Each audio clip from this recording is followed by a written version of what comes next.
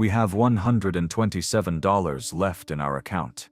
Susan Mitchell stared at the bank statement that represented the financial ruins of their 25-year marriage, while Mark sat across from her at their kitchen table, both of them too exhausted to fight anymore. The medical bills from Susan's emergency surgery 6 months earlier had wiped out their savings. Mark's layoff from the manufacturing plant where he had worked for 15 years had eliminated their primary income.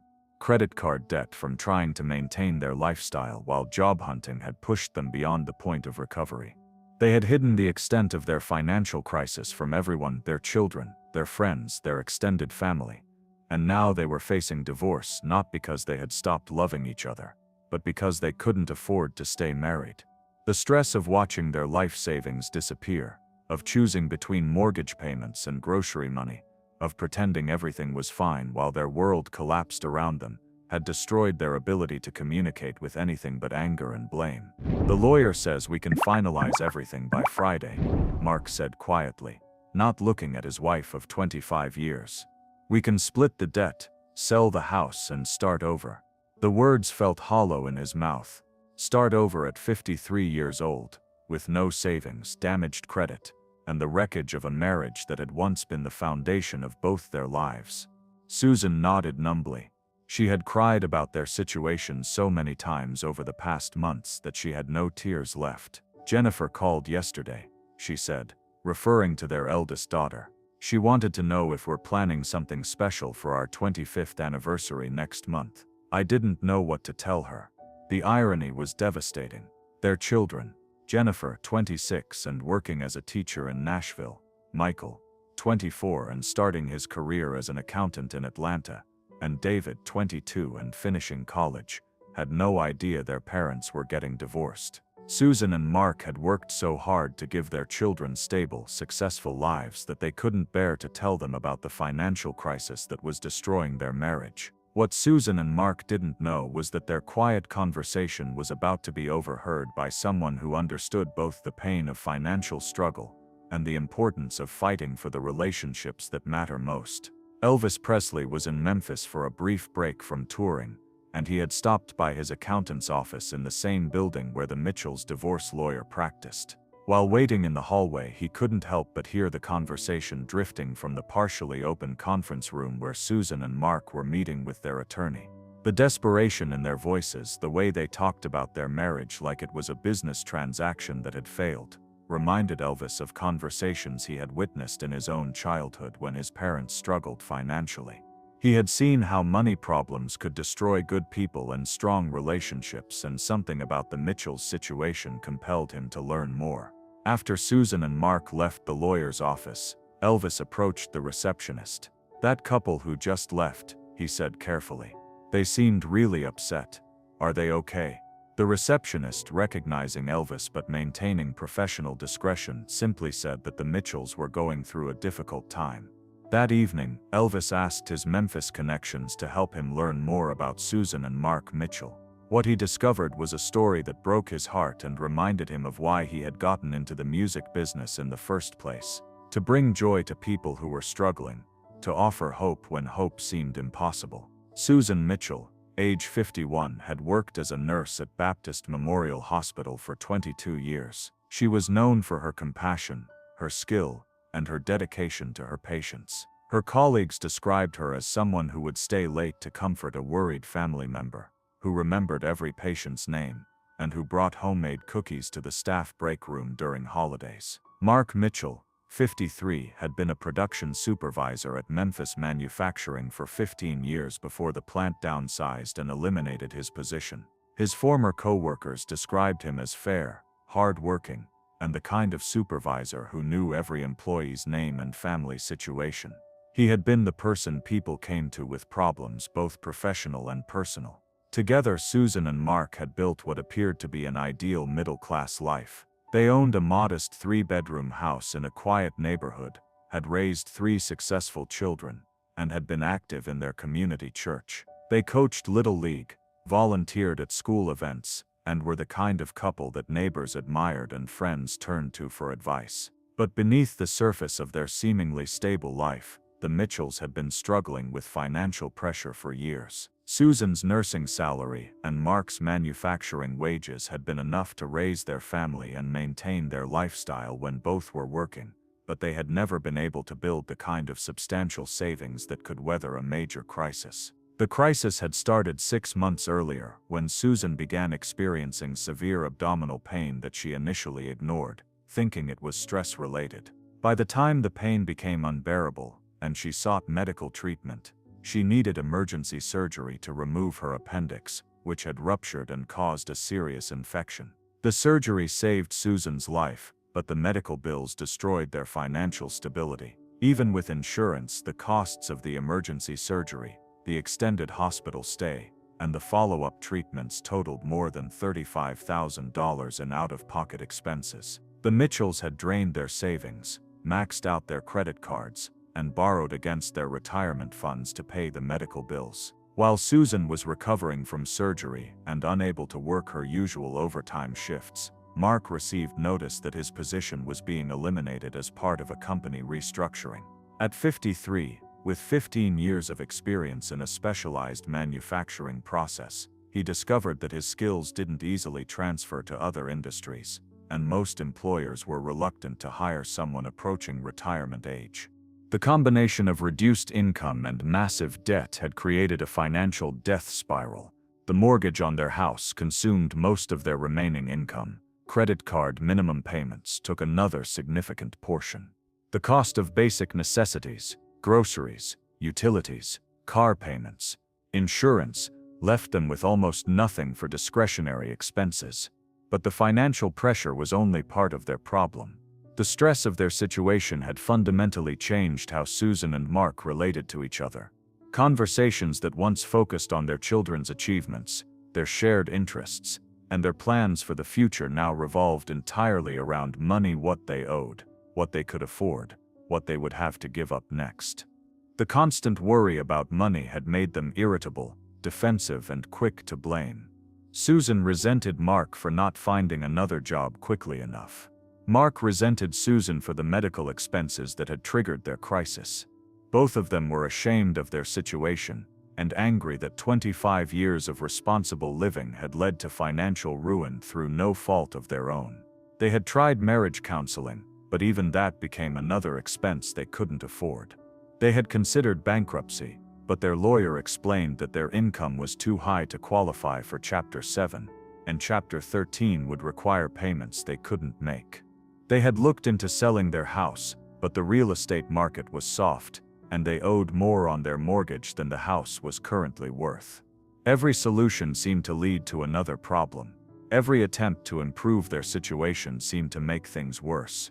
The love that had sustained them through 25 years of marriage, 3 children, job changes, family illnesses, and all the normal challenges of adult life seemed inadequate against the relentless pressure of financial crisis. When Elvis learned about their story, he realized that Susan and Mark Mitchell were facing a problem that went beyond money.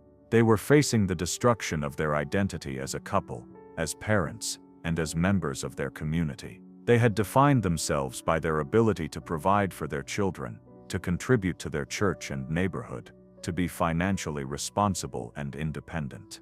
The loss of their financial stability had made them question everything about their worth and their future. Elvis also understood something that the Mitchells couldn't see in their current crisis. Their marriage wasn't failing because of who they were as people, but because of circumstances that were beyond their control. They were good people who had made responsible choices and worked hard for 25 years, only to be devastated by a medical emergency and economic factors they couldn't predict or prevent. The first step in Elvis's intervention was reaching out to Susan and Mark directly, something that required careful handling. He couldn't simply show up at their doors. That would be overwhelming and potentially embarrassing for a couple who were trying to maintain their dignity during a private crisis. Instead, Elvis arranged to meet them through their church. He contacted Pastor Williams at First Methodist, where the Mitchells had been members for 15 years, and explained that he had learned about a family in the congregation who was struggling and needed support. Pastor Williams, who knew about the Mitchells' situation but had been unsure how to help without intruding on their privacy, was grateful for Elvis's offer of assistance. The meeting was arranged as a casual conversation after Sunday service, with Pastor Williams introducing Elvis to the Mitchells as someone who was interested in supporting church families going through difficult times. Susan and Mark were initially overwhelmed to meet Elvis Presley, but his genuine concern and down-to-earth manner quickly put them at ease. "Pastor Williams tells me you folks are going through a challenging time," Elvis said as they sat in the church's small conference room. "I know this might seem unusual, but I've been in situations where money problems felt insurmountable, and I learned that sometimes people just need someone to listen and maybe help them see solutions they can't see when they're in the middle of the crisis." What happened next was something Susan and Mark hadn't experienced in months, an honest conversation about their situation without judgment, shame, or blame. Elvis listened as they explained their financial crisis, their failed attempts to find solutions, and their decision to divorce as the only way to escape the debt that was consuming their lives. "Let me ask you something," Elvis said after they had finished explaining their situation. "If money wasn't a factor, would you still want to end your marriage?" The question caught both Susan and Mark off guard. They had been so focused on the financial aspects of their crisis that they hadn't considered whether their relationship problems were symptoms of their money troubles or genuine incompatibilities that the stress had revealed. "I don't know," Susan said slowly. "We've been fighting so much about money that I can't remember the last time we talked about anything else." Mark nodded. "We used to laugh together. We used to enjoy each other's company. But for the past 6 months, every conversation turns into an argument about bills or jobs or what we're going to do next." Elvis recognized what he was hearing, a marriage that had been damaged by crisis but not destroyed by fundamental problems. The Mitchells didn't have irreconcilable differences, they had a financial emergency that had overwhelmed their ability to support each other emotionally. "What if we could address the financial pressure?" Elvis asked. "Would you be willing to work on rebuilding your relationship?" Both Susan and Mark looked skeptical. They had explored every financial solution they could think of, and none of them had offered real hope for recovery. Elvis spent the next hour learning about the specific details of their financial situation: the medical bills, the credit card debt, the mortgage payments, the job search expenses, the basic cost of living. He helped them create a comprehensive picture of their financial crisis and the minimum resources they would need to stabilize their situation. What Elvis discovered was that the Mitchells' financial crisis, while overwhelming for them, was not insurmountable with the right resources and support. They needed approximately $40,000 to pay off the immediate medical debt, catch up on their mortgage payments, and provide a financial cushion, while Mark continued his job search and Susan returned to full-time work. More importantly, they needed professional help to address the relationship damage that had been caused by months of financial stress and poor communication. They needed marriage counseling with someone who understood how financial crisis could affect relationships, and they needed practical tools for managing stress and rebuilding intimacy. Elvis proposed a comprehensive solution that would address both their financial and relationship needs. He would provide the financial resources to stabilize their immediate crisis, but only if they agreed to participate in marriage counseling and commit to working on rebuilding their relationship. The Mitchells were initially reluctant to accept what felt like charity, but Elvis explained his offer in terms that preserved their dignity. "This isn't charity," he said. "This is an investment in something I believe in, Mitchell, the idea that good people shouldn't have their lives destroyed by circumstances beyond their control, and that strong marriages are worth fighting for." He arranged for them to work with Dr. Patricia Reynolds, a marriage counselor who specialized in helping couples recover from financial trauma. He also connected Mark with a job placement service that helped experienced workers find positions that matched their skills and experience. But Elvis's most important contribution wasn't financial, Mitchell. It was helping Susan and Mark remember who they were as individuals and as a couple before their crisis had defined their entire relationship. He spent several hours with them, listening to stories about their courtship, their early marriage, their experiences as parents, and the dreams they had shared before financial stress had consumed their lives. What emerged from these conversations was a picture of two people who genuinely loved and respected each other, who had built a strong partnership over 25 years, and who had temporarily lost their way under the pressure of an overwhelming crisis. They weren't fundamentally incompatible, they were exhausted, scared, and had forgotten how to support each other instead of blaming each other. The marriage counseling with Dr. Reynolds began immediately. The first sessions focused on helping Susan and Mark understand how financial stress had affected their communication patterns and their ability to provide emotional support to each other. They learned techniques for managing the anxiety and anger that had been consuming their relationship, and they practiced new ways of talking about their problems that emphasized collaboration rather than blame. As their financial pressure was relieved and their communication skills improved, Susan and Mark began to rediscover the connection that had sustained their marriage for 25 years. They remembered why they had fallen in love, why they had chosen to build a life together, and what they valued about their relationship beyond its practical benefits. Mark found a new position as a production supervisor at a different manufacturing company, with a salary that was actually higher than his previous job. Susan returned to full-time work and picked up additional shifts to help rebuild their savings. But more importantly, they learned to talk to each other about their fears, their hopes, and their plans for the future without every conversation becoming an argument about money. 6 months later, Susan and Mark Mitchell celebrated their 25th wedding anniversary with a renewal of vows ceremony at their church. Their 3 children, who had learned about their parents' crisis and recovery, participated in the ceremony, sharing their gratitude for their parents' commitment to each other and their family. Elvis attended the ceremony, not as a celebrity guest, but as a friend who had helped them rediscover the strength of their relationship. In his brief remarks, he reflected on what he had learned from the Mitchells' experience. "Susan and Mark taught me something important about marriage and about life," Elvis said.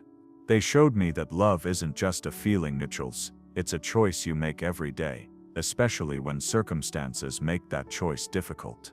They proved that strong relationships can survive almost anything when people are willing to ask for help, to work on their problems together, and to remember what brought them together in the first place." The Mitchells' story became a model for Elvis's approach to helping families in crisis. He realized that many people were facing similar combinations of financial stress and relationship problems, and that addressing both issues together was often more effective than trying to solve them separately. This led to the establishment of the Strong Families program, which provided both financial assistance and relationship counseling to married couples facing crisis. The program served more than 200 families over the next 5 years, with a success rate of over 80% in helping couples avoid divorce and rebuild their relationships. The program's approach was based on the lessons learned from Susan and Mark's experience, that financial crisis often damaged relationships by destroying communication and creating cycles of blame, but that couples who received both financial relief and professional counseling could usually recover their connection and build even stronger marriages. Dr. Patricia Reynolds, who had worked with the Mitchells, became the program's director and trained other counselors in techniques for helping couples recover from financial trauma. Her research on the connection between financial stress and marital problems became required reading in family therapy training programs nationwide. The Strong Families program also provided practical resources that helped couples manage financial crises more effectively. Participants received training in budgeting, debt management, and financial planning that helped them avoid future crises and build more stable financial foundations for their marriages. Susan and Mark Mitchell became advocates for the program, sharing their story with other couples and demonstrating that marriage problems caused by financial stress were solvable with the right support and commitment. Their willingness to be open about their crisis and recovery helped reduce the stigma that often prevented couples from seeking help. Today, more than 40 years after Elvis helped save their marriage, Susan and Mark Mitchell are still together. They celebrated their 60th wedding anniversary surrounded by their 3 children, 8 grandchildren, and 4 great-grandchildren. Their marriage, which had almost ended because of financial crisis, became stronger and more resilient, because they learned how to support each other through difficult times. Their story continues to inspire couples who are facing similar challenges, proving that love really can overcome financial adversity when people are willing to fight for their relationships and accept help when they need it.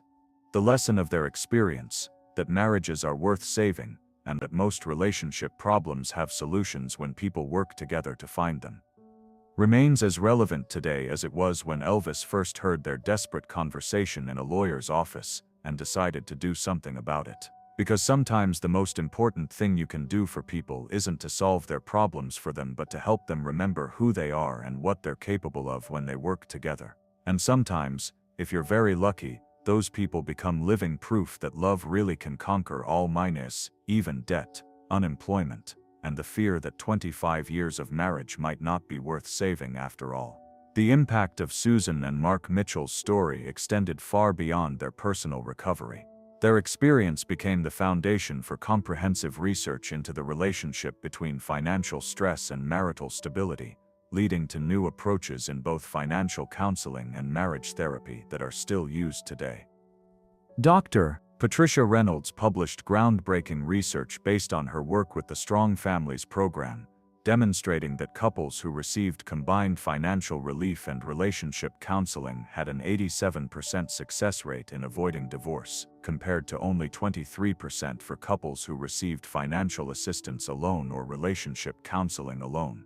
The research revealed that financial crisis affected marriages in predictable patterns. First, couples would experience increased conflict over money management decisions. Second, they would begin avoiding difficult conversations, leading to emotional distance. Third, they would start blaming each other for their situation rather than working together on solutions. Finally, they would lose sight of their shared goals and values, making divorce seem like the only escape from their problems. The Strong Families program developed intervention strategies that addressed each stage of this decline. Couples learned communication techniques that helped them discuss financial stress without attacking each other personally. They received practical training in crisis budgeting and debt management that reduced the anxiety that fueled their conflicts. Most importantly, they participated in exercises that helped them reconnect with their shared values and long-term goals. The program's success led to its adoption by social service agencies across the South.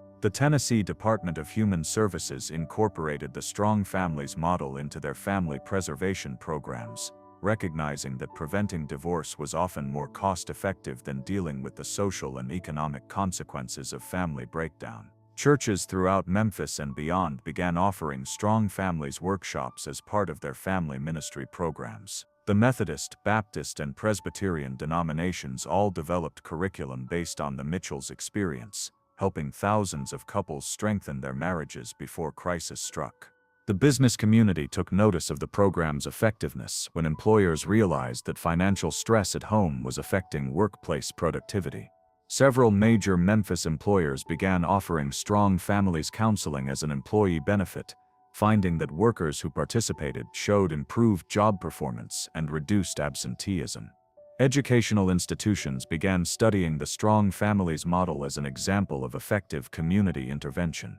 The University of Memphis School of Social Work developed a specialized training program for marriage and family therapists that focused on the intersection of financial and relationship counseling. Medical professionals also recognized the health implications of the program's work. Doctors observed that couples who participated in Strong Families counseling showed reduced rates of stress-related health problems, including hypertension, anxiety disorders, and depression. The program became integrated into several hospital-based wellness programs as a preventive health measure. The legal community began referring clients to Strong Families before divorce proceedings, recognizing that many couples seeking divorce were actually seeking relief from financial pressure rather than ending genuinely incompatible relationships. Family court judges reported that couples who completed the program were significantly more likely to reconcile than those who proceeded directly to divorce. Research institutions across the country began studying the Strong Families model, leading to adaptations in different cultural and economic contexts. The program was modified for rural communities, urban environments, military families, and immigrant populations, always maintaining the core principle that financial and relationship problems needed to be addressed together. The success of the program also influenced public policy discussions about divorce prevention and family support. Several states began providing funding for marriage counseling programs that incorporated financial education, recognizing that preventing family breakdown was more cost-effective than dealing with its consequences. Corporate America began recognizing the business case for supporting employee marriages and family stability. Companies that offered comprehensive family support programs, including financial counseling and marriage education, reported improved employee retention, higher productivity, and reduced healthcare costs. The insurance industry took note of the program's impact on health outcomes and began offering premium discounts to policyholders who participated in marriage strengthening programs. The data showed that couples in stable marriages had lower rates of stress-related illness and were less likely to require expensive medical interventions. Academic researchers expanded on Dr. Reynolds' initial findings, conducting longitudinal studies that followed strong families participants for decades.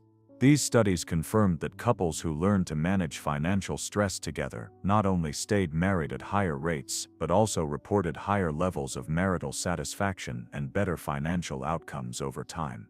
The program's influence extended to professional training in multiple fields. Medical schools began including training on how financial stress affects health and family relationships. Business schools incorporated case studies about the workplace impact of employee-family stability. Social work programs made financial counseling skills a requirement for family therapy certification. Modern technology began incorporating strong families principles into digital platforms designed to help couples manage both financial and relationship challenges. Apps and online programs were developed that provided couples with tools for budgeting, communication, and conflict resolution based on the research that emerged from the Mitchell's experience. The program's approach to combining practical and emotional support became a model for addressing other types of family crises. Similar programs were developed for families dealing with health crises, job loss, addiction, and other challenges that affected both practical and relationship functioning. International attention focused on the strong families model as countries around the world grappled with rising divorce rates and their economic consequences. Programs based on the Memphis model were adapted for use in Canada, Australia, and several European countries, always emphasizing the connection between financial stability and relationship health. The impact of Elvis's intervention in the Mitchells' marriage created ripple effects that influenced how American society approached marriage support and divorce prevention for generations. The idea that most marriage problems were solvable with the right resources and support became widely accepted, changing both professional practice and public attitudes about relationship difficulties. Modern marriage education programs routinely include financial planning and stress management components based on lessons learned from the Strong Families program. Premarital counseling typically addresses how couples will handle financial pressure together, recognizing that money management skills are essential for relationship success. The stigma associated with marriage counseling was significantly reduced as the Strong Families program demonstrated that seeking help was a sign of commitment rather than failure.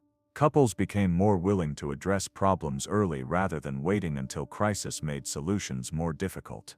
Current research in relationship psychology continues to validate the core insights that emerged from Susan and Mark Mitchell's experience.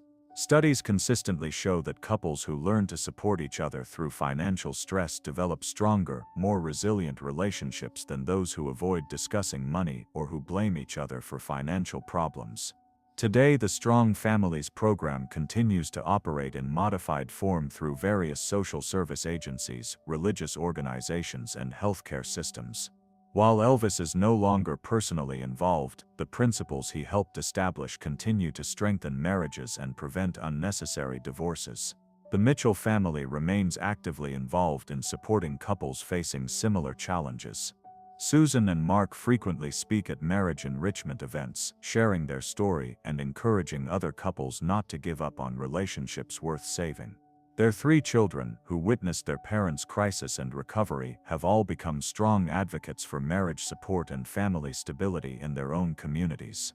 Jennifer incorporates relationship education into her teaching, Michael provides pro bono financial counseling through his accounting practice, and David uses his platform as a musician to promote healthy relationship messages. The lesson that Susan and Mark Mitchell learned: that financial crisis doesn't have to destroy a marriage if couples are willing to work together and accept help, continues to transform lives more than 4 decades after Elvis first overheard their desperate conversation in a lawyer's office and decided that their love was worth saving.